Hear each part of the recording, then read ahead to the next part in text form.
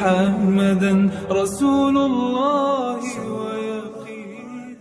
Ustaz Somad ini ngomongnya enak sekali. Bukan kata saya, itu hadis Nabi. Man salaka tariqan, siapa yang melewati suatu jalan, yaltamisu fihi ilman, di jalan itu dia cari ilmu, sahalallahu lahu bihi tariqan ilal jannah, dimudahkan Allah jalannya menuju surga. Yang membuat kita tidak masuk surga malam ini cuma satu saja. Apa? Belum mati. Yang mau masuk surga silakan mati duluan. Wala tamutunna illa wa antum muslimun, jangan mati melainkan dalam keadaan asyhadu an la ilaha illallah wa asyhadu anna muhammadan rasulullah. Siap jaga persatuan, siap teruskan program silaturahim DKM, siap hadiri maulid keliling tiap bulan. Ingat, kita ngomong siap di masjid, jangan ada dusta di antara kita. Disaksikan oleh para malaikat pertemuan kita malam ini. Betul? Kalau ada yang nantang-nantang, mana malaikatnya? Mana malaikat? Jangan marah, diam aja, senyum aja, diamin aja. Kalau dia tetap nantang, mana malaikatnya? Tenang, malaikat maut sudah di jalan, bro. Nanti sampai akhirnya kau juga akan mati. Gagah, perkasa, berkuasa, punya uang, terkenal, populer, kaya raya, sampai masanya tua, sampai masanya sakit, sampai masanya mati. Dulu pakai proses begitu, muda, kaya, tua, sakit, mati. Sekarang enggak panjang-panjang, masuk rumah sakit, mati. Bahkan ada yang enggak perlu sampai masuk rumah sakit, sedang minum kopi, mati, sedang ceramah, mati, sedang tegas, mati. Mati tidak perlu dicari, karena dia insya Allah akan datang sendiri. Betul apa betul?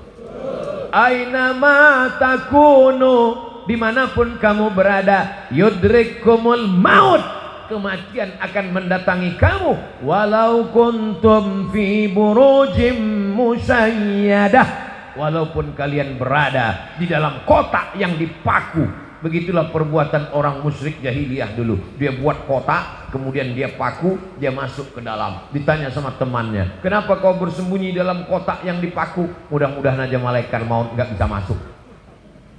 Siapapun akan mati menghadap Allah. Michael Jackson masuk ke dalam kotak hampa udara, berharap tidak mati, mati juga. Semuanya akan menghadap Allah. Tinggal lagi apa yang akan kita bawa menghadap Allah. Ini pelajaran yang kedua dari buku belah buku kisah saat maut akan menjemput.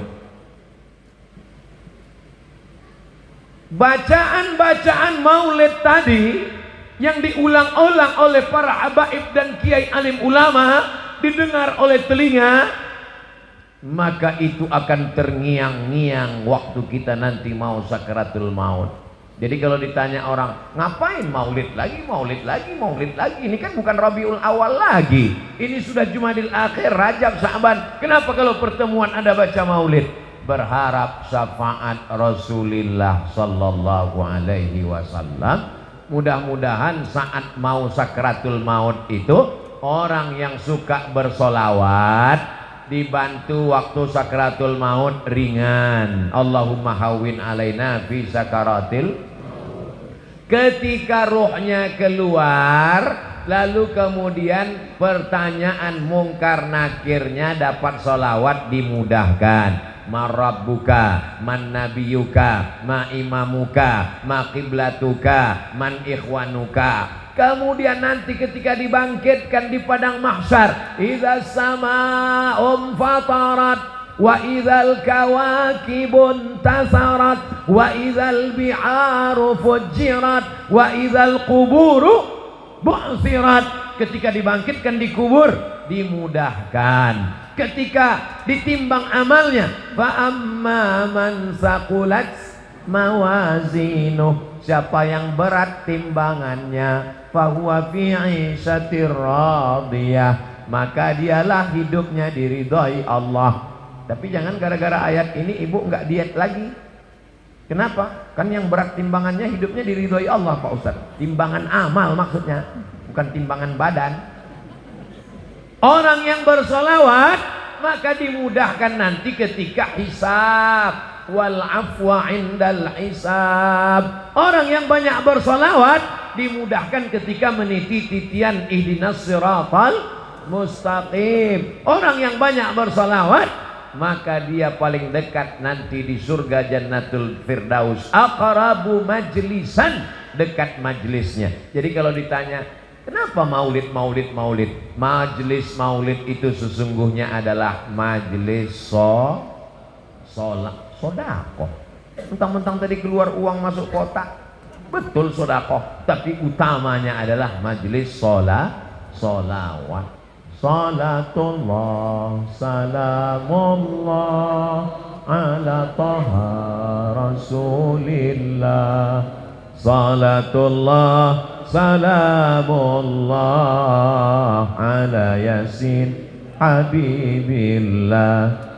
Tawassalna bismillah wa bil hadi rasulillah wa kulli mujahidin lillah bi ahlil badri ya Allah. Diiringi oleh anak-anak muda hadrah. Apa nama hadrahnya Ustaz?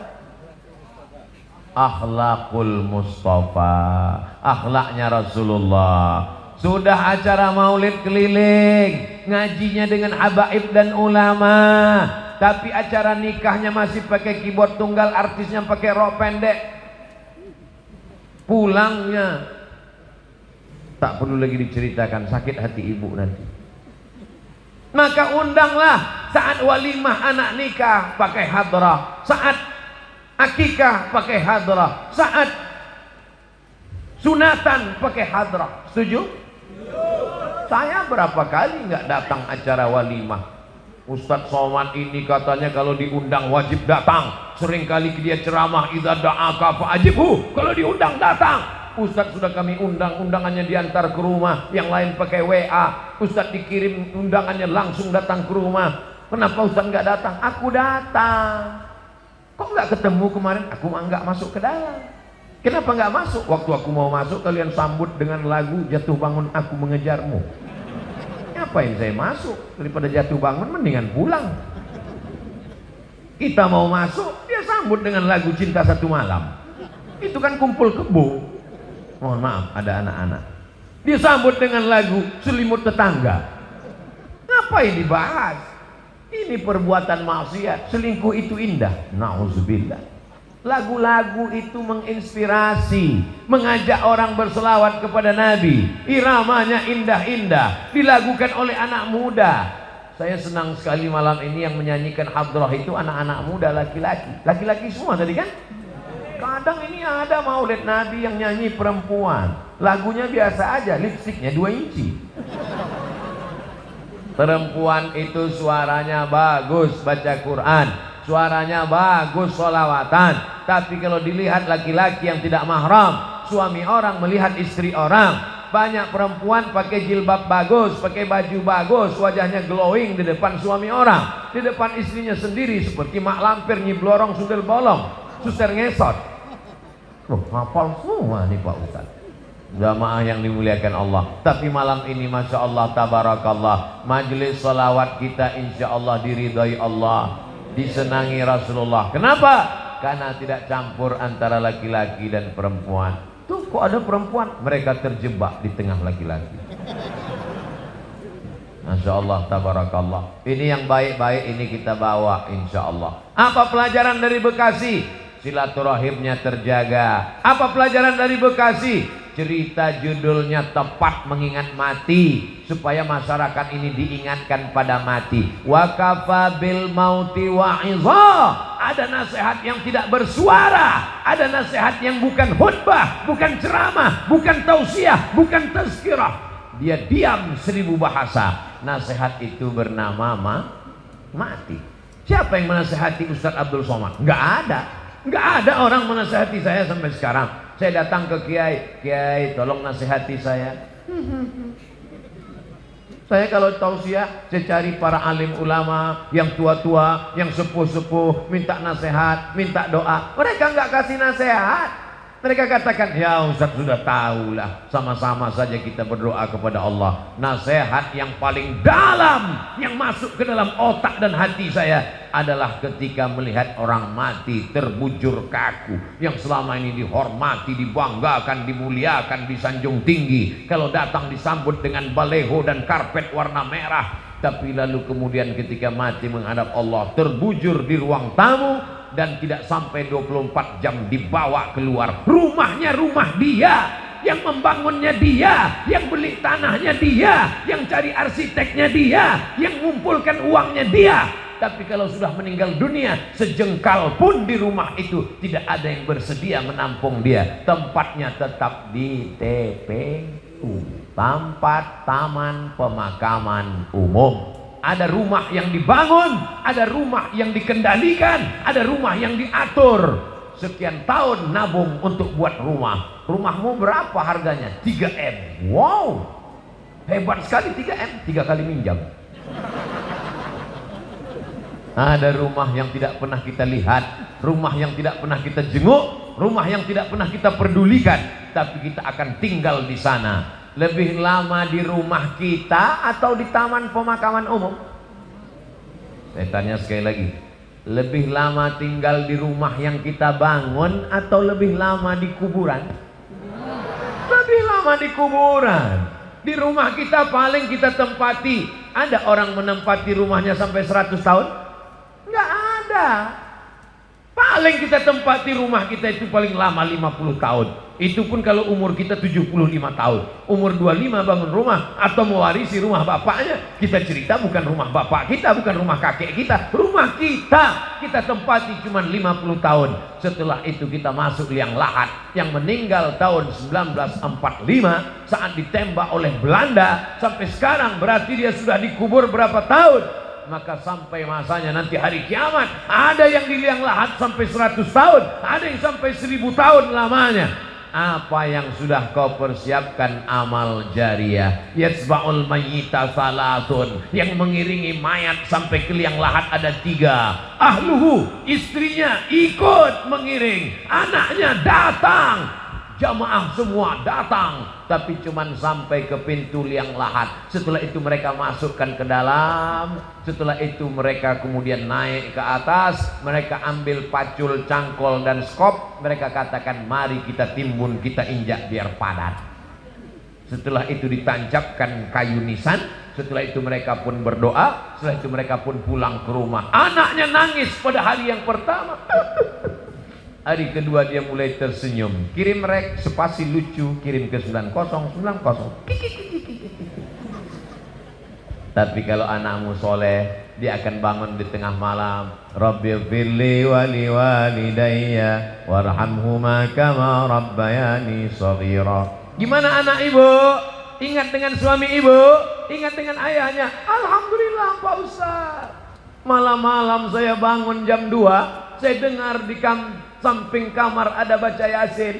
Yasin wal Qur'anil Hakim innaka laminal mursalin ala siratim mustaqim tanzilal azizir rahim. Lalu saya pun bangun Pak Ustadz, senangnya hati saya, anak saya baca Quran untuk ayahnya. Begitu saya buka pintu kamar, ternyata TV belum mati Pak Ustadz. Mudah-mudahan anak kita termasuk yang tetap kirim Yasin untuk kita tiap malam. Kita pesankan ke mereka supaya tahajud, berzikir, berdoa. Ya Allah, sampaikanlah pahala tahlilku. La ilaha illallah tahlil, subhanallah tasbih, tahmid, alhamdulillah, takbir, Allahu akbar, salawat. Lalu kemudian dia bawa anak istrinya baca Quran. Wa idza khatimul qur'ana, kalau dikhatamkan mereka Quran 30 juz, fahuwa hasanun, sepaling bagusnya sekhatam Al-Quran 30 juz. Kalau tidak sanggup khatam Quran, likulli syai'in qalbun, segala sesuatu punya hati. Wa qalbul Quran, hatinya Al-Quran adalah Yasin. Dan kalau tidak sanggup baca Yasin, Ummul Quran Al-Fatihah.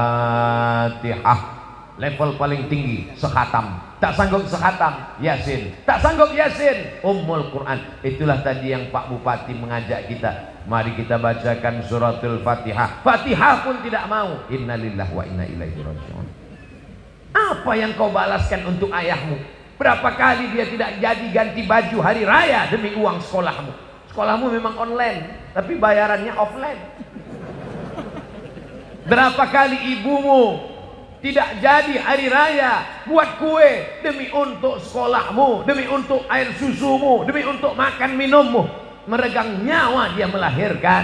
Andai kau gendong dia dari Bekasi ke kota Makkah, tawaf 7 putaran, sa'i Safa dan Marwah, wukuf di padang Arafah, melontar jumrah, belum tentu dapat menebus sekali teriakannya saat melahirkanmu. Betul ibu?